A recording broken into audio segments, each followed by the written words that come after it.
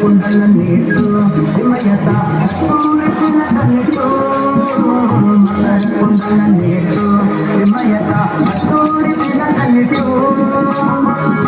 ಘನೋ ಬೆನ್ನುತ್ತ ಸ್ವಾಮಿತ ಬಂದು ನಿಂತಿದ್ದನಲ್ಲೇ ಘನೋ ಬೆನ್ನುತ್ತ ಸ್ವಾಮಿತ ಬಂದು ನಿಂತಿದ್ದನಲ್ಲೇ ಏನು ಬೆಳ್ಳನೆ ತಂಗಿ ಹಿಮಯ್ಯನ ಪಾದವನ್ನು ಕಂಡೆ